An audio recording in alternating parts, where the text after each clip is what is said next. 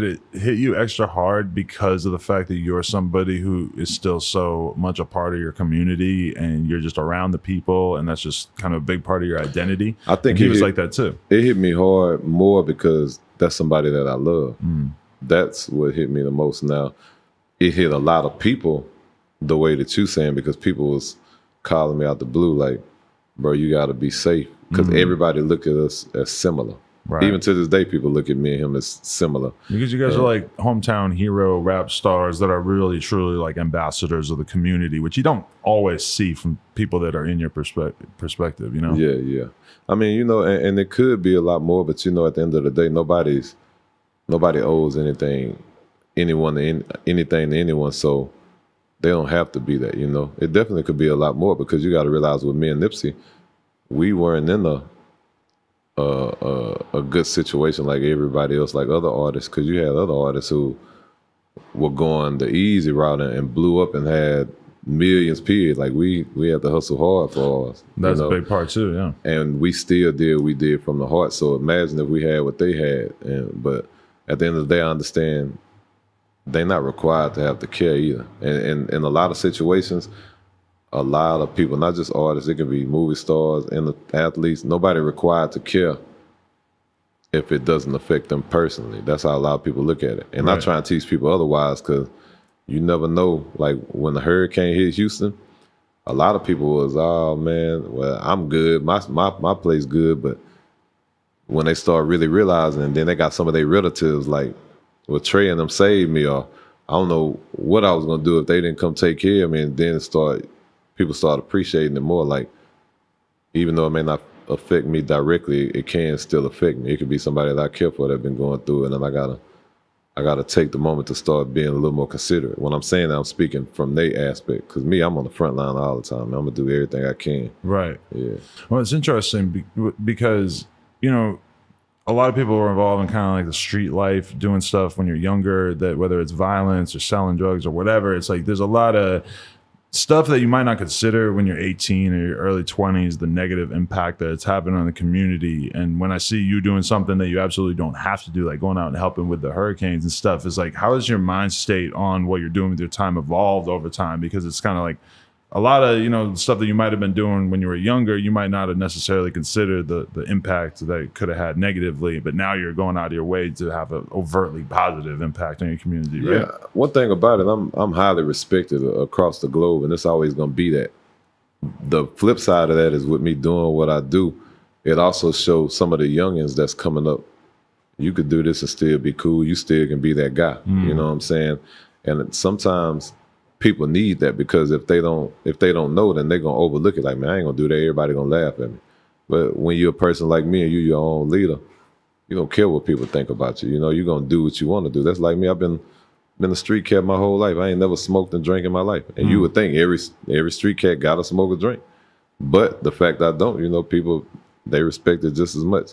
So with that being said, the impact that I have now, I think with a lot of things that I went through in life, you know, from having 2 sisters murdered, another brother murdered, I got a brother doing 2 life sentences, my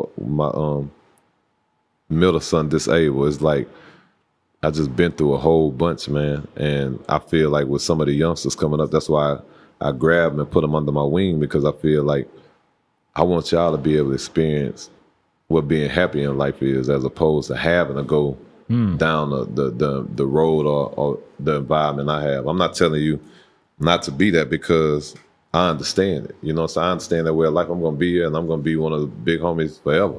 But I'm also gonna watch you not crash yourself, because coming up, I didn't necessarily have people to tell me, hey, don't do that.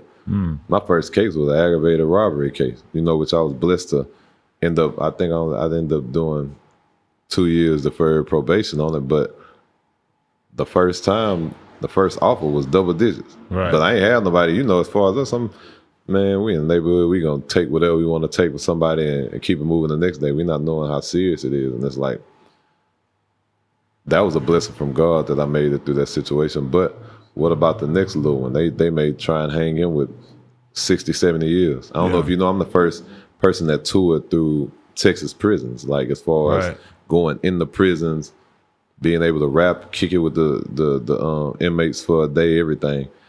But I remember, man, there was kids in there. They were so young and small. They had them on a whole different wing of the unit. You got kids 11, 12 looking at doing life or 50 years, you know? And it's like, man, when I would go in there and just see them and, you know, talk with them, chop it up, they would be kids all over again. They're not thinking about this, the world they in now. But then me leaving,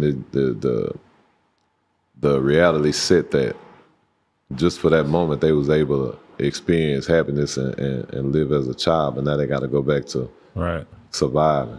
Yeah, I mean, we could even keep it within Texas. Like Tay-K was looking like he was going to be this big breakout star out of Texas, and they gave him like 50 years. And they're saying, you know, you could say that the situation he was involved in was all messed up, and he definitely shouldn't have been involved in that. There's no question about that. But they're not even saying he pulled the trigger.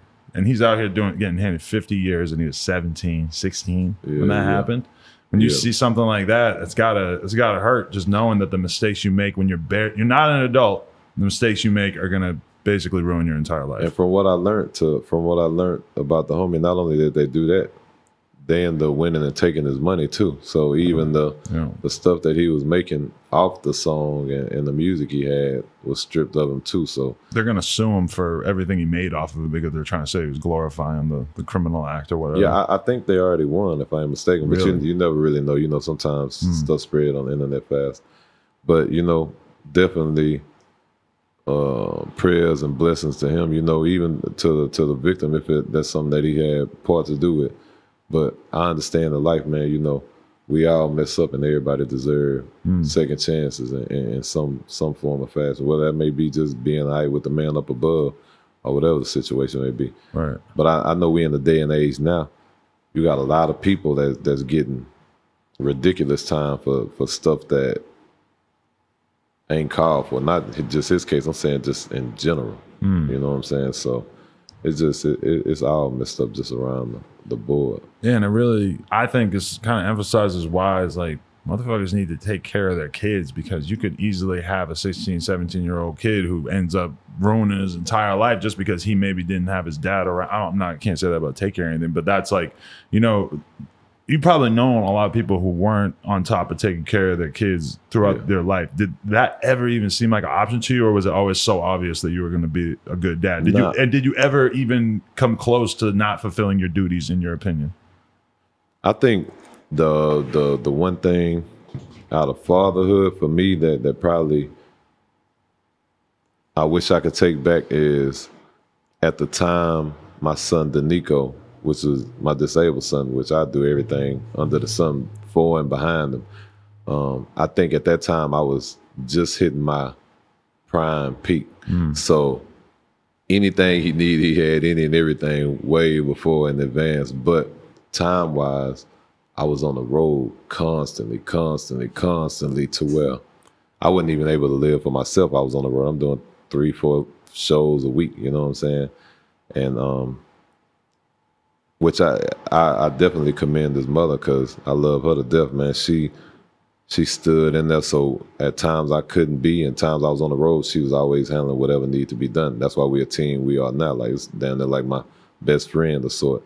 And I think that definitely touched me, just because even though I spent a lot of time and did everything I could, I wish I could have spent more. So that's why when I had my son Houston after him, I tried to make up for it too, and keep him around, you know, like even when I was traveling, because that's when stuff, by this time I'm going through different lawsuits, different stuff, so it's like I'm not moving how I used to move. So I would grab Houston and just take him with me. We would be out here, we'd be in different cities, you know, to where I felt like I slacked a little the first go round, giving my time to the people and the fans as opposed to giving majority of my time to my family. And I think any artist go through that, because sometimes, you know, it can get overwhelming. Because at the end of the day, you still got to get out there and go make money to provide for your people. So I get it both ways. I mean, it's a weird situation for you now because you're dealing with the custody stuff. You can only see your daughter once a month. It's like, would you be having a really hard time making decisions about how you balanced your time if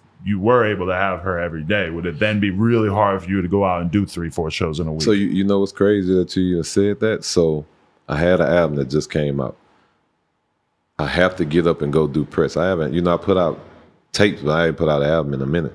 So I was in a dilemma. I only get up once a month, but the album coming out in a week or two.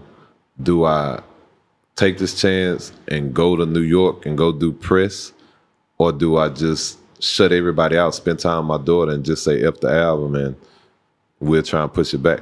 Now, honestly, I tried to push the album back, but it was too far in the system by this time. So now it's like, man, I gotta work, but I gotta be a father first. And that's how you ended up seeing Baby Truth on the Breakfast Club with me. So I took her and Houston, and we was on the road, and now I'm in LA doing press, and you see she right here with me. Yeah, I mean, I think it's good too, because it's like you want people to know that you're growing and to be able to grow with you. And it's like, you've clearly, your demeanor and attitude has changed over the years, but it feels like with having the baby there, it's very like in your face. Like, nah, I'm a different dude than I was 10, however many years ago. Different and the same, because disrespect we ain't gonna tolerate. Period. Like they know that, but a lot more stuff as you get older, you could tend to overlook, because it's like at the end of the day, I got to make sure I make it back home to my kids. Now, if it's time and we got to go there, I'm prepared in all aspects, and I'm still going to get home to my kids. But if it ain't necessary, why entertain it, man? You know, because a lot of people get caught up in these situations where they have to put on for the world. They have to put on for media. They have to put on to try and prove that they them people.